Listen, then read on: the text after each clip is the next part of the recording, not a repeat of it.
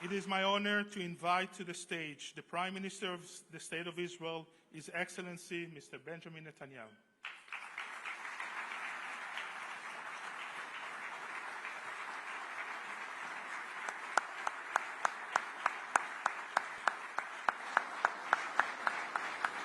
Thank you. Can I ask a question? How many of you are visiting Israel for the first time? How many have been here before? Wow, too. Well, welcome to all of you. It's very good to see you here with Foreign Minister Saar and the Deputy Minister Sharon Haskel and our Ambassador to Washington, Yechiel. Stand up. Look at this man. Look at this man. Look at him.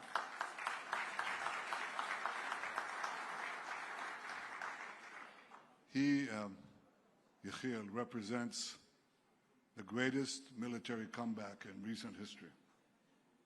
On October 7th, we were attacked with no provocation by the Hamas monsters. They murdered 1,200 of our citizens.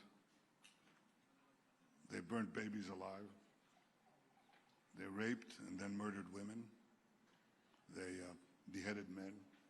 They took 250-some hostages, grandmothers, grandchildren, Holocaust survivors, to the dungeons of Gaza. I think a lot of people thought that we were on the ropes or perhaps flat on the ground and we didn't have a chance of coming back. A day later, on October 8th, Hezbollah joined the fray. They started rocketing our cities. Again, no provocation. I said on that day that we will change the face of the Middle East. I said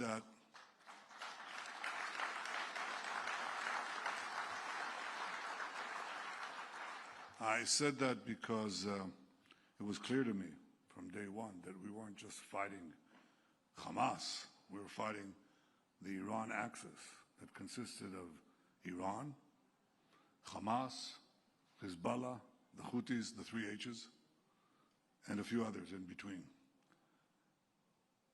And while we would start with Hamas, we'd have to eventually reach the patron, and in one ear or the other, all the elements of this terror axis. This is what we proceeded to do, first by striking hard at Hamas. Then when their main forces, main organized military forces, were obliterated, we went to the north. I hope none of you have beepers.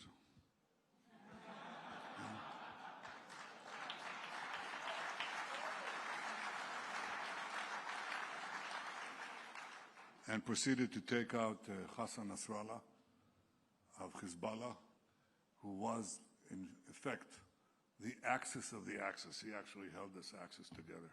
And once he was gone, the Assad, the murderous Assad regime in Syria, collapsed, because during the Syrian civil war, it wasn't the Syrian army that fought Assad's enemies. It was, invariably, when the battle didn't go well, Nasrallah would send in thousands, sometimes tens of thousands of Hezbollah troops to save his regime.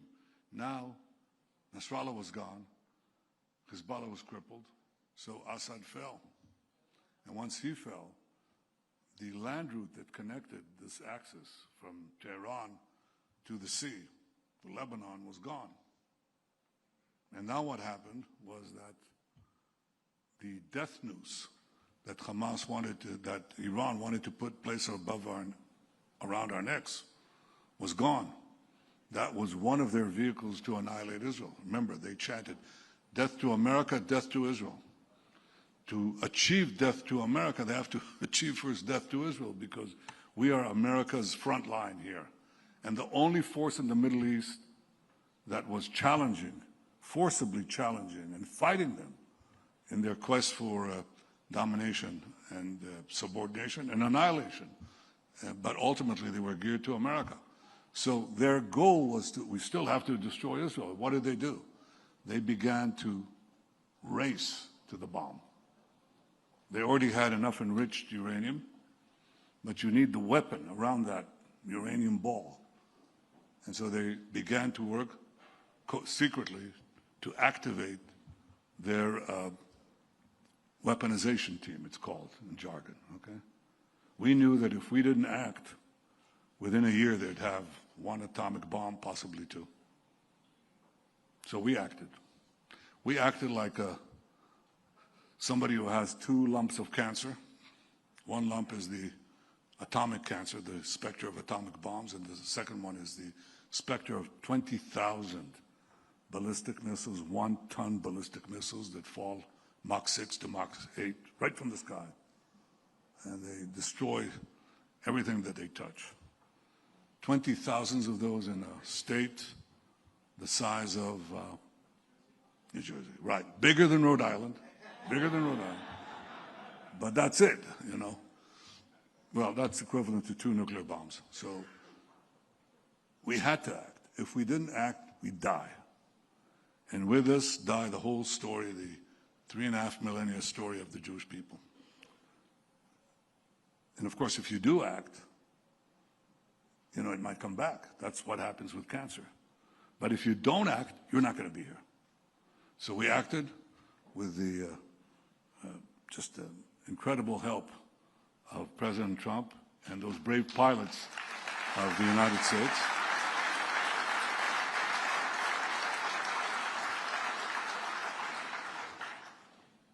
Our soldiers fought like lions. Our pilots just struck like lightning. And our alliance roared like thunder.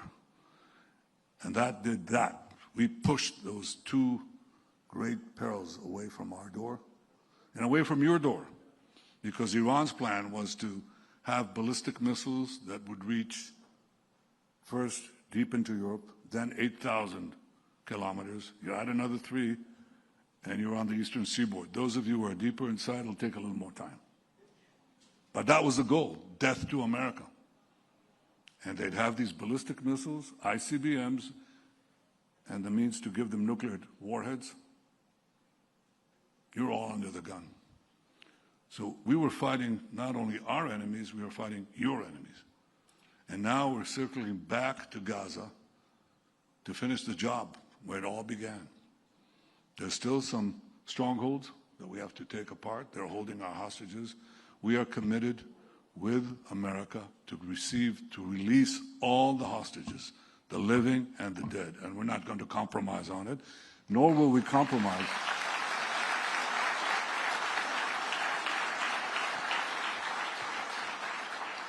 Nor will we compromise on eliminating Hamas, because if Hamas is there, they'll regroup, they'll recover, they'll rearm. And as they vow, they'll do it over and over and over again. So this is where we are right now, on the verge of entering Gaza and defeating Hamas and liberating our hostages. This has not been easy, not for our brave soldiers, not for our brave Israeli public, but they withstood it no less effectively than the British people stood up in the Blitz. That's exactly what we had. But we also enjoyed the support of the United States. We enjoyed the support, and we enjoyed your support. You're the biggest delegation of legislators that have ever come to Israel, and I thank you for coming here to stand up with Israel.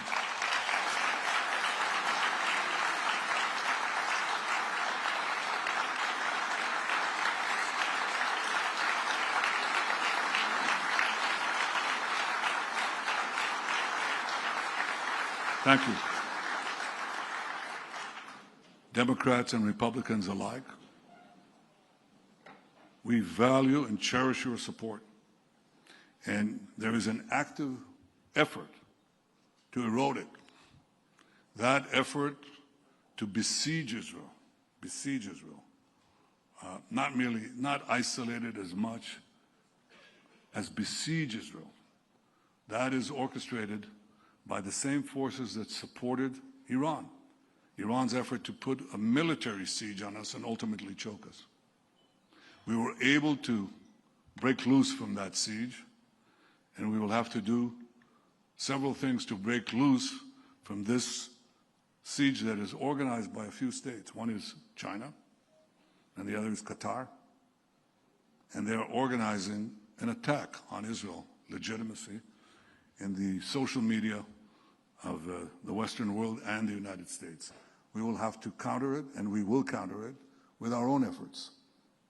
I think that's rule number one. The second thing is something that they can do uniquely in Western Europe. Western Europe has large Islamist minorities. They're vocal. Many of them are politically motivated. They align with Hamas. They align with Iran. They pressure the governments of Western Europe, many of whom are kindly disposed to Israel, but they see that they're being overtaken, really, by campaigns of violent protest and constant intimidation. And so they fall into this siege. And we can break this siege. I just said this in another meeting, and they said, oh, Israel is isolated. Israel can't break out of the siege. And I said, we will. Some of them have stopped weapon component shipments. Can we get out of this? Yes, we can. We're pretty good at producing weapons. Like intelligence, we share both with the United States. A good chunk of your intel.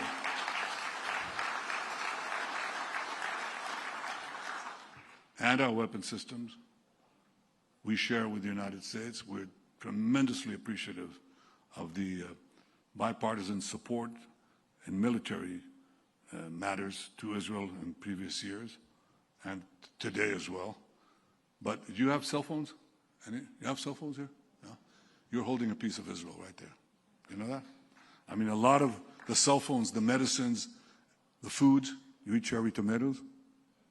You know where that was made? I don't like cherry tomatoes, but it's an Israeli. What can I do? It's an Israeli product, as are so many other things. And I think this serves the betterment for the betterment of all mankind and womankind.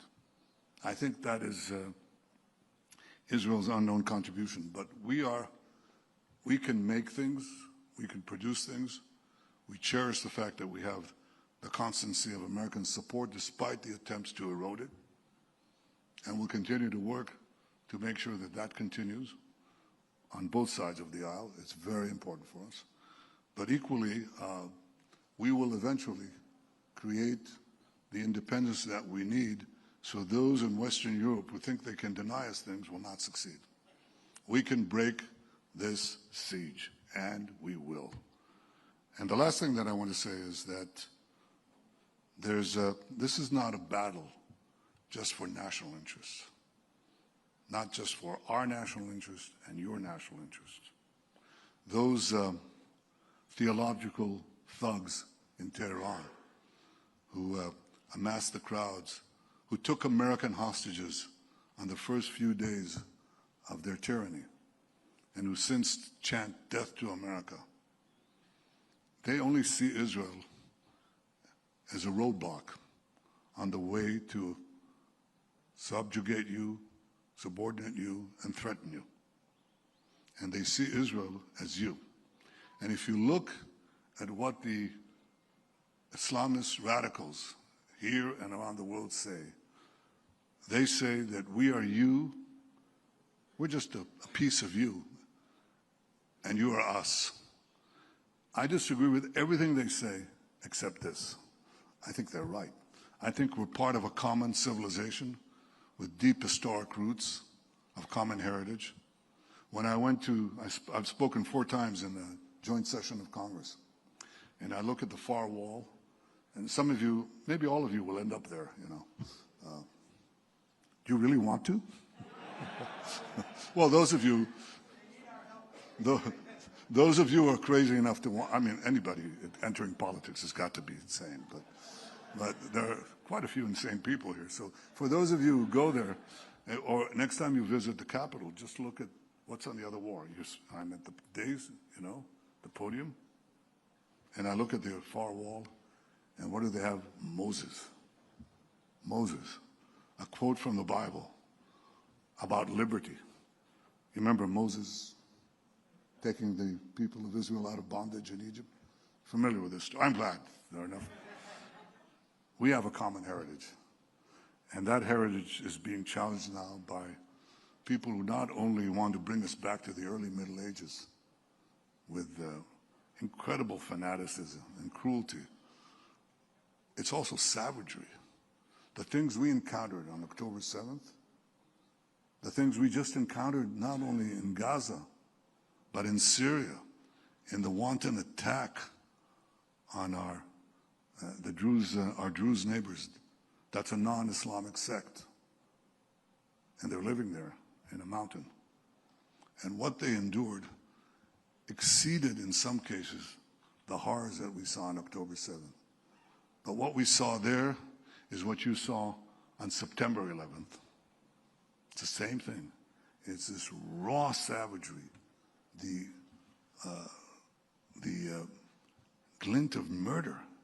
You know, those savages on October 7th, they had GoPro cameras, and they broadcast back in live broadcasts as they mauled babies. And the horrors that they did. So there's a glee, a horrible glee of death and the worship of a death cult there that is completely the opposite of the values that we hold dear. Life, liberty. What's the other one? I visited Monticello, Jefferson's place, and that's what I saw there.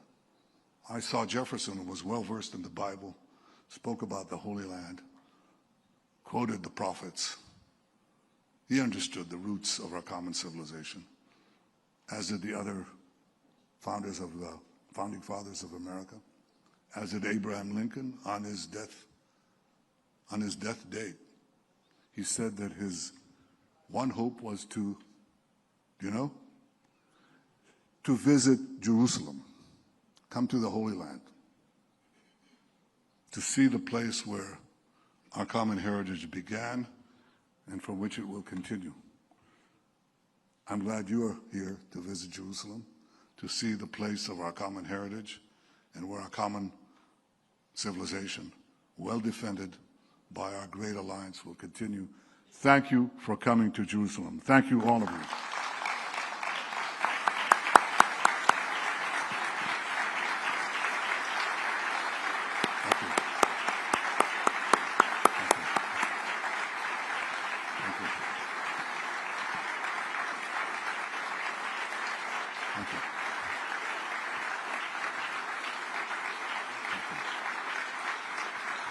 Thank you.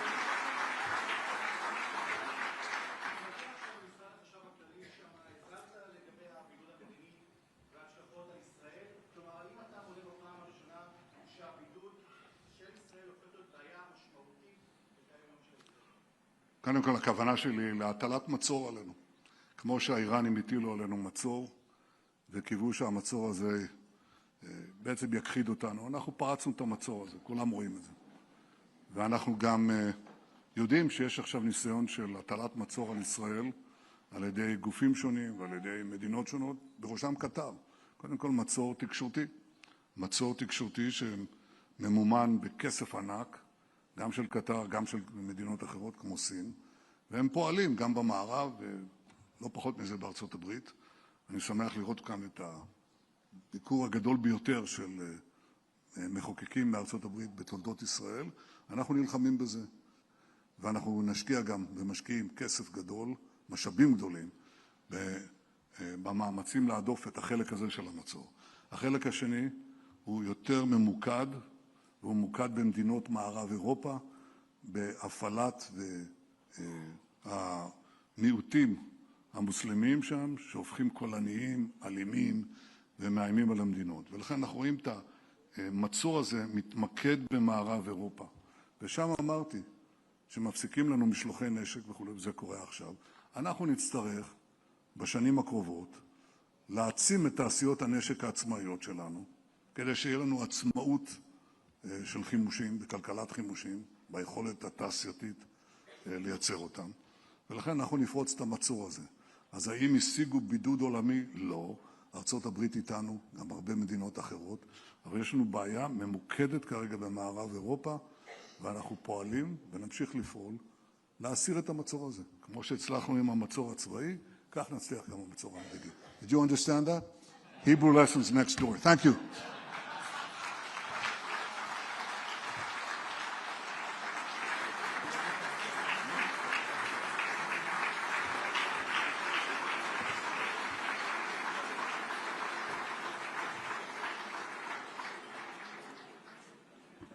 Please be seated. Thank you, Prime Minister. It is now my privilege to invite the Minister of Foreign Affairs of the State of Israel, His Excellency Mr. Gideon Sa'ar, to deliver his remarks.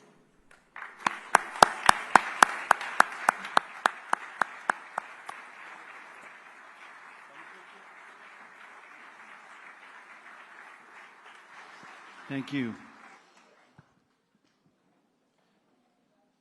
Deputy Minister Sharon Askel, Ambassador Yechiel Leiter, distinguished legislators from all 50 states, welcome